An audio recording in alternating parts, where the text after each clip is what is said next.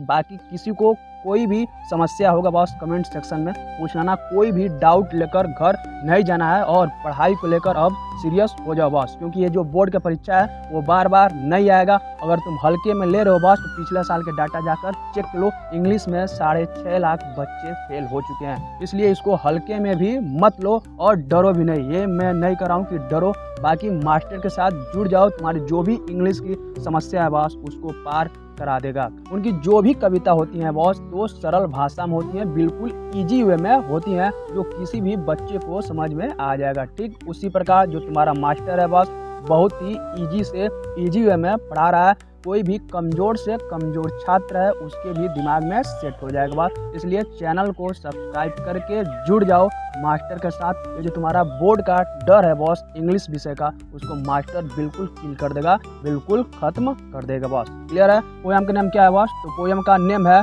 Dust of snow. इसके लेखक कौन है, राइटर कौन है? इसके राइटर हैं रॉबर्ट फ्रॉस्ट। वो अमेरिका के रहने वाले थे, उनकी नागरिकता अमेरिका की थी। उनकी जो भी कविताएं होती थी बॉस वो प्राकृतिक जीवन यानी प्रकृति के बारे में रहती थी, मानव की भावनाएं यानी मानव कैसे सोचता है विचारता है उसके बारे में उनकी कविताएं रहती थी। किनकी? तो रॉबर्ट फ्रॉस्ट की। क्लियर है बॉस? जो लेखक थे रॉबर्ट फ्रॉस्ट वो साधारण घटनाओं से गहरी सीख देते थे, यानी कोई भी घटना जो आम है उससे क्या हम सीख सकते हैं बॉस, इसी सारी चीज को जो लेखक थे वो चैप्टर से निकाल कर मानव को देते थे, यानी अपनी कविताओं में लिखते थे। कौन लिखता था? तो रॉबर्ट फ्रॉस्ट। अब देखेंगे उनकी कविताओं की विशेषताएं, यानी जो लेखक है उसकी कविताओं की क्या विशेषता होती थी। उनकी जो भी कविता होती है बॉस तो सरल भाषा में होती है, बिल्कुल इजी वे में होती है, जो किसी भी बच्चे को समझ में आ जाएगा।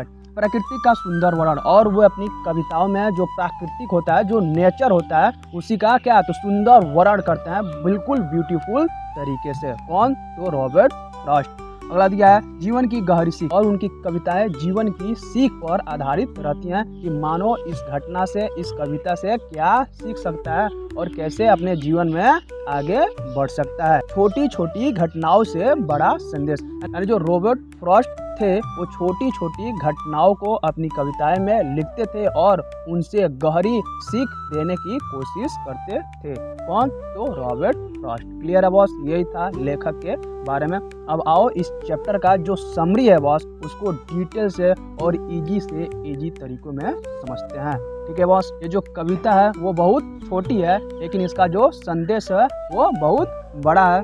कवि कहता है कि एक दिन वो बहुत दुखी और निराश था। जो कवि है रॉबर्ट फ्रॉस्ट वो कहता है कि एक दिन वो बहुत ही दुखी और निराश था, उसका मन जो था वो सैड था, दुखी था और कवि को लग रहा था कि उसका जो दिन है वो बेकार जा रहा था।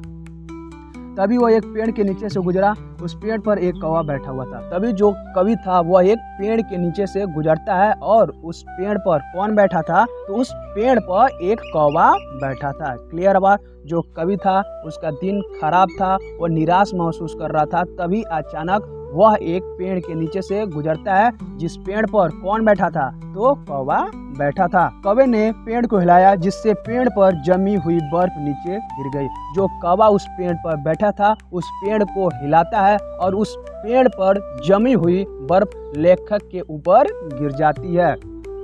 यह बर्फ कवि के ऊपर गिरी। क्या बता रहा है? ये जो बर्फ है किसके ऊपर गिरता है? तुम्हारे ऊपर? तो नहीं, ये जो बर्फ था वो कवि के ऊपर गिर जाता है। और कहाँ से गिरता है? तो पेड़ के ऊपर से गिरता है। और कौन सा पेड़ था बॉस? तो हेमलॉक ट्री। पेड़ का नाम मत भूलना। उस पेड़ का क्या नाम था जिस पेड़ पर कौवा बैठा था?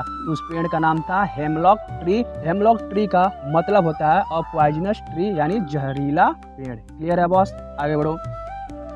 यह एक बहुत छोटी घटना थी लेकिन इससे कवि का मूड बदल गया। यह जो घटना थी बॉस वो बहुत ही छोटी थी लेकिन इसी घटना से, इसी छोटी सी घटना से कवि का मूड बदल जाता है। कौन सी छोटी घटना से? जो कवि था वो सैड होकर पेड़ के नीचे से गुजर रहा था, तब तक अचानक जो कौवा था जो उस पेड़ पर बैठा था उसको उस पेड़ को हिलाता है और उस पेड़ पर से जो बर्फ का टुकड़ा होता है कवि के ऊपर गिर जाता है। और यही कवि बता रहा है कि इस छोटी सी घटना ने उसका पूरा दिन को बदल दिया। क्लियर है बॉस? किसके दिन को बदल दिया?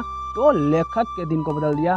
और इस कविता का लेखक कौन है? तो रॉबर्ट फ्रॉस्ट। ठीक, उसका दुख कम हो गया और वो खुश महसूस करने लगा। उसका जो दुख था बॉस वो कम हो गया और वो खुश महसूस करने लगा। यानी जो वो कवि था उसका दिन खराब जा रहा था, वो दुखी महसूस कर रहा था, अचानक उसका दिन क्या हो जाता है, वो अचानक उसका मूड खुश हो जाता है और उसका दिन जो खराब हो रहा था वो सही तरीके से बीतने लगता है। उसे लगा कि उसका बाकी दिन अब खराब नहीं जाएगा और उसे लगता है कि उसका जो बाकी दिन है अब वो खराब नहीं जाएगा। यानी जो लेखक है इस पार्ट का रॉबर्ट फ्रॉस्ट, उसको लगता है कि जो उसका बाकी दिन है वो खराब नहीं होगा। इस चैप्टर का लेखक कौन है? इस चैप्टर का लेखक है रॉबर्ट फ्रॉस्ट। जो रॉबर्ट फ्रॉस्ट था वो दुखी महसूस कर रहा था और यात्रा कर रहा था। एक पेड़ के नीचे से गुजरता है जिस पेड़ पर एक कौवा बैठा था और वो जो कौवा होता है उस पेड़ को हिलाता है और उस पेड़ के हिलाने से कवि के ऊपर एक बर्फ का टुकड़ा गिर जाता है, जिससे जो कवि का दिन था जो खराब जा रहा था अब वो सही हो जाता है। क्लियर है? जब समरी सुन रहे हो बॉस तो फुल कंसंट्रेशन माइंड के साथ सुनो बॉस, क्योंकि ऑलरेडी मेरा मकसद है कि जो समरी है बॉस, जो भी तुम्हारा चैप्टर है उसको कम से कम समय में और बेहतरीन नॉलेज तुमको दिया जाए। इसलिए कंसंट्रेशन से बैठोगे तभी समझ में आएगा और एक बार समझ में आ जाएगा बॉस जो चैप्टर है क्या कह रहा है। अगर तुम समझ लिए तो बाकी तुमको कोई भी समस्या होगी ही नहीं। लेकिन अगर कंसंट्रेशन के साथ नहीं पढ़ोगे, मोबाइल ले लोगे, इधर उधर ध्यान दोगे तो फिर से हाल वही होगा जो हो रहा है बॉस। जो प्राकृतिक होती है बॉस, यानी जो नेचर होता है वो हमें खुशी और नई ऊर्जा देती है। ठीक, ये कौन बता रहा है? ये लेखक बता रहा है। निराश के समय भी उम्मीद नहीं छोड़ना चाहिए और इस चैप्टर से लेखक क्या सीख दे रहा है कि निराश के समय भी हमें उम्मीद नहीं छोड़ना चाहिए। जिस प्रकार तुम बोर्ड के लेकर डरे हो बॉस, ये होगा वो होगा, तो कुछ भी नहीं होगा। ये मास्टर बोल रहा है, बशर्ते तुमको मास्टर के साथ जुड़ना पड़ेगा बॉस। सेंट्रल आइडिया देखते हैं, क्योंकि सेंट्रल आइडिया मोस्ट इम्पोर्टेंट है। बोर्ड में डायरेक्ट सेंट्रल आइडिया ही आता है बॉस। इस चैप्टर का, इस कविता का सेंट्रल आइडिया क्या होता है इसको बताओ। चलो इसका सेंट्रल आइडिया देख लेते हैं। जो ये कविता है यह क्या संदेश दे रहा है कि जीवन में छोटी छोटी घटनाएं भी हमारी जो जीवन है उसको बदल सकती हैं। यही क्या है इस चैप्टर का मुख्य संदेश है, सेंट्रल आइडिया है। प्राकृतिक हमें नई आशा देती है। जो प्राकृतिक होती है बॉस, यानी जो नेचर होती है वो क्या, वो हमें नई आशा देती है, नई उम्मीद देती है। कौन? तो प्राकृतिक यानी नेचर। हमें कभी निराश नहीं होना चाहिए, क्योंकि छोटी सी खुशी भी बड़ा बदलाव ला सकती है। हमें किसी भी चीज़ को लेकर जीवन में कभी भी निराश नहीं होना चाहिए, क्योंकि छोटी सी खुशी भी बड़ा बदलाव ला सकती है। ये कौन सिखा रहा है? ये जो हमारा चैप्टर है boss, the dust of snow, यह सिखा रहा है। इसलिए जीवन में कभी भी सैड नहीं होना चाहिए। कोई भी घटना हो गया बॉस वो चला जाएगा। कोई भी चीज़ यहाँ पर स्थिर नहीं है। जो आया है वो जाएगा धीरे धीरे। बुरा समय है वो भी जाएगा, अच्छा समय है वो भी जाएगा। इसलिए किसी भी चीज़ को लेकर न ही ज़्यादा खुश होना है, न ही ज़्यादा शोक मनाना है। आओ अब इस चैप्टर का इम्पोर्टेंट वर्ड मीनिंग को देख लेते हैं। ठीक, बता दिया डस्ट ऑफ स्नो। क्या दिया? Dust of snow. इसका मतलब क्या होता है? बर्फ के छोटे छोटे कण। डस्ट ऑफ स्नो का मतलब क्या होता है? तो बर्फ के छोटे छोटे कण। जब पढ़ाई करना बैठो तो कॉपी और कलम लेकर बैठो बॉस, नोट्स बना लो, नहीं तो समरी सुनोगे 2-3 दिन चैप्टर दिमाग में रहेगा, फिर से दिमाग से उतर जाएगा बॉस। इसलिए अभी से पढ़ाई में जुट जाओ। एक एक चीज़ जो भी बताया जा रहा है उसको नोट डाउन करते रहो और पढ़ाई डेली करते रहो। कंसिस्टेंसी को अपना लो बॉस, क्योंकि कंसिस्टेंसी ही गेम चेंजर साबित होगी। यानी एक दिन बैठोगे 10 घंटा पढ़ लोगे तो उससे कुछ नहीं होगा। डेली 2 घंटा कम से कम पढ़ाई करनी पड़ेगी बॉस। ताकि कहीं भी चैप्टर को लेकर कोई भी इशू आ रहा है बॉस तो पूछ लो, लेकिन पढ़ाई अभी से करो। इसमें इस चैनल पर सिर्फ और सिर्फ इंग्लिश सब्जेक्ट को पढ़ाया जा रहा है। बाकी आने वाले समय में जो तुम्हारा साइंस है बॉस, भूगोल है, हिंदी है, सारा चीज़ की जो वीडियो होगी बॉस तुमको मिल जाएगा 1 शॉट सीरीज में। इसलिए घबराओ मत, ना ही डरो बॉस, ठीक है। और तो तुमको क्या करना है, तो तुमको एक ही चीज़ करना है कि चैनल को सब्सक्राइब कर अभी से मास्टर के साथ जुड़ जाना है boss. Clear boss? Hemlock tree. Hemlock tree का मतलब क्या होगा? तो यह एक जहरीला पेड़ होता है। तो लिख दोगे जहरीला पेड़। हेमलॉक ट्री का मतलब क्या होगा? तो जहरीला पेड़ होगा। क्लियर है? अगला दिया है सूक डाउन। क्या है? सूक डाउन, इसका मतलब होगा हिलाकर गिराना। जो कौवा था उस पेड़ को क्या करता है, हिलाता है, जिससे जो बर्फ का टुकड़ा होता है वो कवि के ऊपर गिर जाता है। तो तीसरा दिया र्यूड। र्यूड मीन्स क्या होता है, तो पछताना। र्यूड मीन्स क्या होगा बॉस, तो होगा पछताना। ठीक है, अगला में दिया है चेंज ऑफ मूड। क्या दिया है, चेंज ऑफ मूड, इसका मतलब होगा मन का बदलना। क्लियर है बॉस, चलो आगे चलते हैं।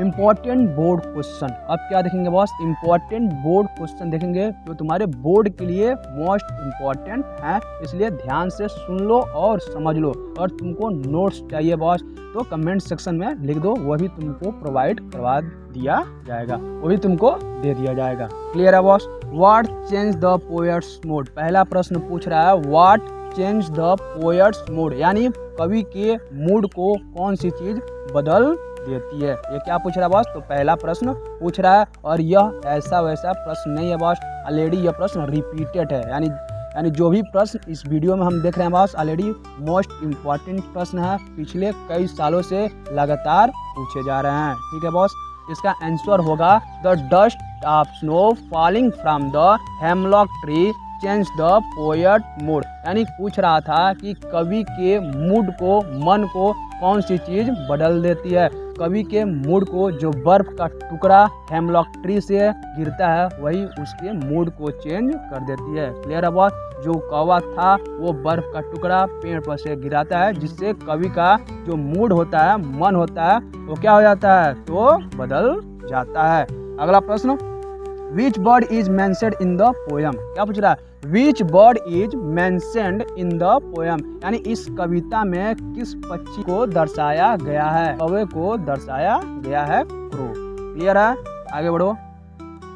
What fell on the poet, क्या पूछ रहा है, what fell on the poet, यानी कवि के ऊपर क्या गिरता है, पहाड़ गिरता है, तो नहीं, कवि के ऊपर बर्फ का टुकड़ा गिरता है।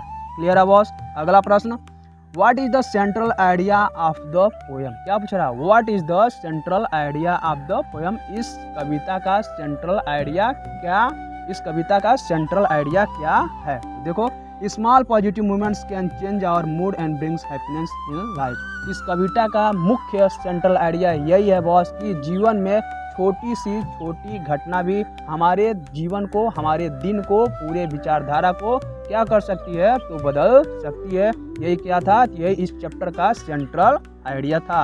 अगला प्रश्न, why was the poet feeling sad, क्या पूछ रहा, why was the poet feeling sad, जो कवि था वो दुखी महसूस क्यों कर रहा था। कवि इसलिए दुख महसूस कर रहा था क्योंकि उसका दिन बुरा यानी खराब बीत रहा था, खराब जा रहा था, जिसके कारण जो कवि था वो दुखी महसूस कर रहा था। क्लियर है बॉस।